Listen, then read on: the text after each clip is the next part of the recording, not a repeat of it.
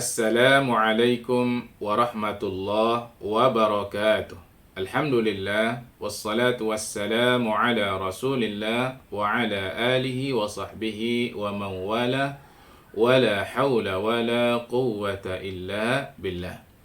Saudara-saudara sekalian yang dirahmati oleh Allah Subhanahu wa taala. Kalau kita bertanya, apa kira-kira sebab orang sampai melakukan dosa? Bahkan bisa nyaman dan berkekalan dalam melakukannya? Mungkin jawabannya adalah di antara sebab-sebab berikut ini. Yang pertama adalah boleh jadi dia menganggap kecil dosa yang sedang dilakukannya. Sahabat Rasulullah Shallallahu Alaihi Wasallam Abdullah bin Mas'ud radhiyallahu taala anhu pernah mengatakan, Innal mu'mina, sungguhnya seorang mukmin, yara zunubahu, dia melihat dosa yang dilakukannya, ka'annahu qa'idun tahta jabal, seolah-olah dia sedang berada di bawah kaki gunung. Yakhafu an yaqa'a alaihi, dia takut bahwa gunung itu akan jatuh dan menimpa dirinya. Begitulah keadaan seorang mukmin ketika dia sedang melakukan dosa. Khawatir akan dihukum oleh Allah Subhanahu wa ta'ala. Akan tetapi, kata beliau, wa innal fajira, akan tetapi orang fajir, yara zunubahu kazubabin marra ala anfihi, dia akan melihat dosa yang sedang dilakukannya itu seperti seekor lalat yang hinggap di hidungnya atau lalu di hidungnya, faqala bihi hakadha biyadihi fadhabbahu anhu, maka dia akan melakukan begini sambil mengusir lalat yang hinggap di hidungnya atau lalu di hidungnya, maksudnya kecil kalilah itu. Ini kata Abdullah bin Mas'ud radhiyallahu taala anhu. Sahabat yang lain, Anas bin Malik radhiyallahu taala anhu, juga pernah mengingatkan para tabi'in. Dia pernah mengatakan, innakum la ta'maluna a'malan hiya fi a'yunikum adaqqu minasy'ari. Sesungguhnya kamu akan melakukan satu perbuatan yang dia dalam pandangan kalian itu lebih kecil daripada sehelai rambut. Maksudnya, kalian melakukan satu dosa yang kalian menganggap dosa itu lebih kecil dari sehelai rambut. Wa in kunna na'udduha fi ahdi Rasulillah sallallahu alaihi wasallam minal mubiqat. Akan tetapi kami melihat dosa yang sekecil itu kalian anggap, kami melihatnya adalah termasuk dosa-dosa besar. Inilah pandangan sahabat terhadap dosa. Ya, kalau orang menganggap dosa itu kecil, itu barangkali ya akan membuat dia mudah untuk melakukan dosa atau bahkan nyaman untuk melakukan dosa tersebut. Yang kedua adalah bisa jadi dia ikut-ikutan.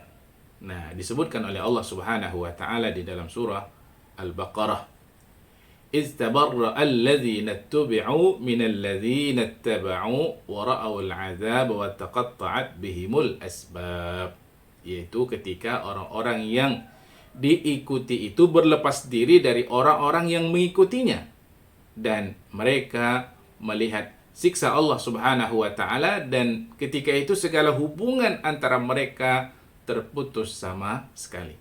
Nah, di sini disebutkan oleh Allah Subhanahu wa taala orang-orang yang tadinya diikut di atas dunia ini oleh pengikutnya, orang-orang yang diikut ini tidak mau bertanggung jawab ketika orang-orang yang mengikutnya ini dihukum oleh Allah Subhanahu wa taala. Mereka berlepas diri. Wa qala alladziina ittaba'u law anna lana karratan fanatabarra'a minhum. Berkatalah orang-orang yang mengikut ini tadi, kalau sekiranya Allah kembalikan kami hidup ke atas dunia, kami akan berlepas diri kama tabarra'u minna, sebagaimana mereka sekarang berlepas diri dari kami, tidak mau bertanggung jawab. Kadzalika yurihimullahu a'malahum hasaratin 'alaihim. Begitulah Allah Subhanahu wa taala tunjukkan kepada mereka amalan-amalan yang dahulu yang pernah mereka lakukan, dan itu semuanya adalah menjadi penyesalan bagi mereka. Wa ma hum bi kharijina minan nar, dan mereka tidak bisa keluar dari api neraka. Nah, maksudnya di sini saudara-saudara sekalian, ya, orang bisa jadi melakukan satu kesalahan, satu dosa karena ia mengikut orang lain, ikut-ikutan. Yang berikutnya, karena pengaruh lingkungan. Ini ada hubungannya dengan penyebab yang kedua. Nah, pengaruh lingkungan ini disebutkan oleh baginda Rasulullah Shallallahu Alaihi Wasallam kisah seorang Bani Israel yang telah membunuh 99 orang. Kemudian dia bertanya kepada seorang abid, adakah seperti saya ini peluang untuk bertobat kembali? Kata abid itu tidak ada. Akhirnya dia jengkel dan dia bunuh genap 100. Dia bertanya kemudian kepada orang alim, dan orang alim itu mengatakan tidak ada yang bisa menghalangimu untuk bertobat kepada Allah Subhanahu wa ta'ala. Tapi dengan syarat kamu harus tinggalkan kampungmu, pergi ke kampung sana. Kenapa? Inna qaumaka qaumu su'in. Sesungguhnya kamu bisa jadi orang jahat seperti ini, itu adalah karena terpengaruh dengan orang-orang yang ada di sekitarmu. Jadi maksudnya adalah pengaruh lingkungan. Sebagaimana lingkungan yang baik bisa membuat orang insya Allah jadi baik, maka begitu juga lah lingkungan yang tidak baik akan membuat orang jadi tidak baik. Jadi pengaruh lingkungan. Yang keempat adalah karena mematuhi atasan. Atasan yang tidak benar disebutkan oleh Allah Subhanahu wa taala di dalam surah Al-Ahzab ayat 67 dan 68. A'udzubillahi minasyaitonir rajim. Wa qalu rabbana inna ata'na sadatana wa kubara'ana. Dan mereka mengatakan, ya Allah, ya Tuhan kami, sesungguhnya kami dahulu mentaati para pemimpin-pemimpin kami dan juga para pembesar-pembesar kami. Fa'adalluna as-sabila. Kemudian mereka menyesatkan kami dari jalan yang benar. Jadi mereka sesat, mereka melakukan dosa ini karena mematuhi perintah atasan yang tidak benar. Nah, kemudian mereka minta kepada Allah Subhanahu wa taala, orang yang disesatkan ini tadi ini, Rabbana atihim dhi'faini minal azab, ya Allah timpakan kepada mereka azab 2 kali lipat.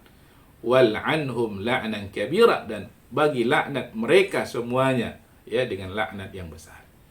Jadi adalah karena mematuhi pimpinan, arahan pimpinan, tapi arahan itu tidak benar. Berikutnya adalah karena bisa jadi perbuatan dosa yang sedang dilakukannya atau akan dilakukannya itu ditazyin oleh syaitan, dijadikan indah ya oleh syaitan. Disebutkan oleh Allah Subhanahu wa taala di dalam surah Al-Ankabut ayat 38. A'udzubillahi minasyaitonir rajim.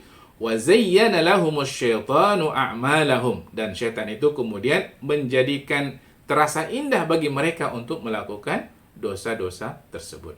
Na'udzubillah min dzalik. Dan bisa jadi juga, saudara-saudara sekalian, penyebab orang melakukan dosa dan berkekalan dan merasa nyaman dalam melakukan dosa adalah karena memang dibagi tangguh oleh Allah Subhanahu wa ta'ala. Allah tidak hukum dia sekarang, ya, nanti kemudian Allah akan hukum. Allah bagi tangguh. Bisa jadi seperti itu. Allah Subhanahu wa ta'ala berfirman dalam surah Al-A'raf ayat 183, A'udzubillahi minasyaitonir rajim. Wa umli lahum inna kaidi matin. Ya, kami bagi tangguh kepada mereka sampai satu hari nanti. Inna kaidi matin. Sesungguhnya kata Allah Subhanahu wa taala, rencana kami itu sangat tangguh, ya, sangat kuat. Tidak ada yang bisa menandingi rencana Allah Subhanahu wa taala. Dan ini hampir sama dengan yang disebut istidraj. Bisa jadi orang melakukan dosa karena memang diistidraj oleh Allah Subhanahu wa taala. Allah Subhanahu wa taala mengatakan dalam surah Al-A'raf ayat 182, sanastadrijuhum min haitsu la ya'lamun. Kami akan binasakan mereka secara bertahap, ya, dengan cara yang mereka tidak ketahui. Na'udzubillah min dzalik. Nah, inilah barangkali penyebab-penyebab kenapa orang bisa melakukan dosa dan juga bisa sampai nyaman dan berkekalan melakukan dosa tersebut. Kita berlindung kepada Allah Subhanahu wa taala dan semoga Allah Subhanahu wa taala menjaga kita semuanya. Assalamualaikum warahmatullahi wabarakatuh.